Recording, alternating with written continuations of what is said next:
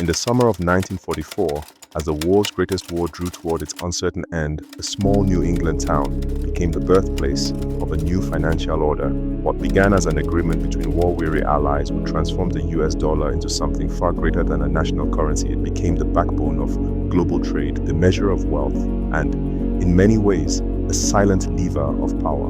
Today, from the oil fields of Saudi Arabia to the ports of Hong Kong, entire nations move in rhythm with America's money. They peg their own currencies to it, binding their fortunes to the ebb and flow of US economic tides. But why would a sovereign nation choose such dependence? The answer lies in a story that spans gold, geopolitics, and a currency whose influence is felt in every corner of the earth.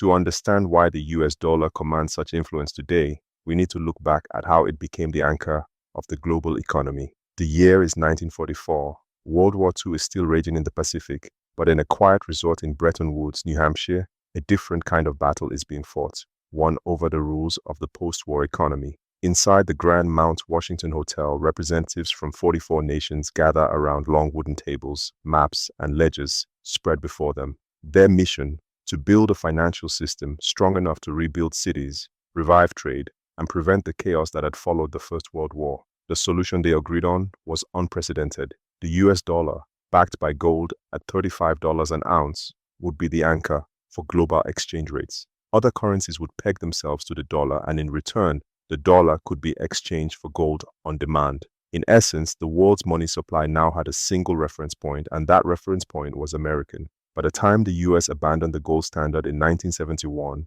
the dollar had already become the backbone of global trade. Its influence was so entrenched that for many nations, breaking away from it felt far riskier than staying tied to it.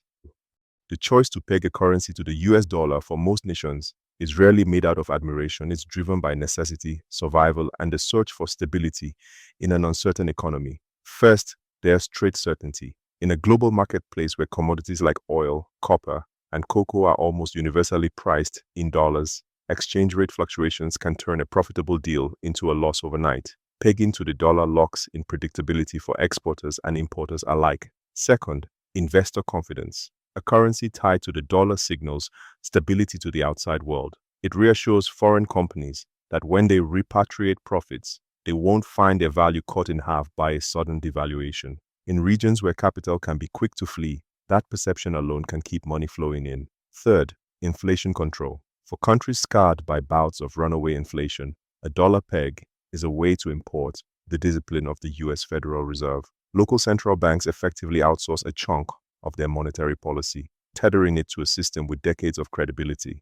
The Saudi Riyal offers a textbook example. Pegged at 3.75 to the dollar since 1986, it turns every barrel of oil into predictable revenue, helping the kingdom plan and stabilize its economy. But as reliable as the peg can be, it comes with constraints that every nation must reckon with. First, there's monetary policy. Pegging means your interest rates often have to move in lockstep with the US Federal Reserve. If Washington raises rates to cool its economy, you might have to follow suit, even if your own economy is slowing and desperately needs cheaper credit. In effect, you're importing America's monetary priorities, whether they fit your domestic reality or not. Second, the reserve's burden. Defending a peg isn't free. It requires a war chest of foreign currency, often in US dollars. Central banks must stand ready to buy or sell dollars at a moment's notice to keep the exchange rate steady. In times of crisis, those reserves can drain at an alarming rate. During the 1997 Asian financial crisis, countries like Thailand and Indonesia saw billions vanish in a matter of weeks trying to defend their pegs. Third, the ever-present risk of market psychology. If investors suspect you might abandon your peg, speculative attacks can snowball into self-fulfilling prophecies. Argentina's peso crisis in the early 2000s was one such case. A system that had once crushed hyperinflation collapsed in a matter of months, dragging the country into recession and political upheaval.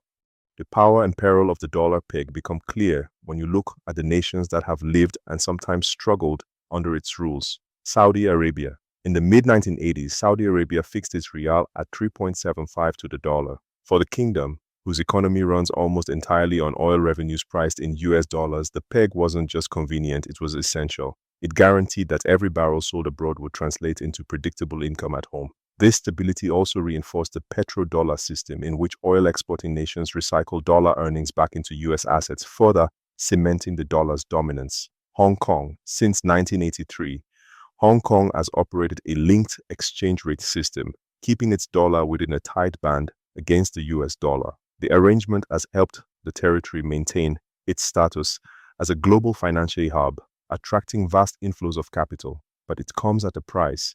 During downturns, Hong Kong often has to match US interest rate hikes, even when its local economy is struggling. The peg acts as both a magnet for investors and a leash on policy flexibility. Argentina. In 1991, Argentina launched the convertibility plan, pegging the peso 1-to-1 with the dollar.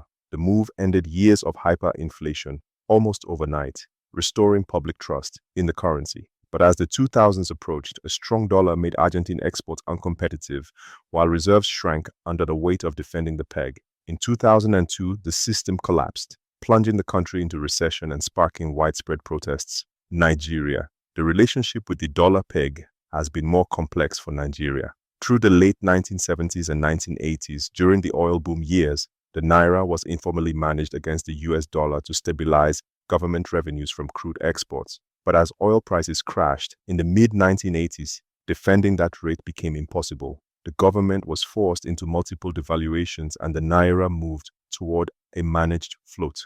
Even today, Nigeria operates multiple exchange rate systems, with the dollar still serving as the primary reference for trade and reserves. These cases reveal a spectrum of experiences. The peg can be a lifeline, a constraint, or a calculated compromise, and in a shifting global economy, nations are beginning to question what the future holds. It's 2025, new powers are emerging, old alliances are shifting, and the gravitational pull of the US dollar, though still strong, is being quietly tested.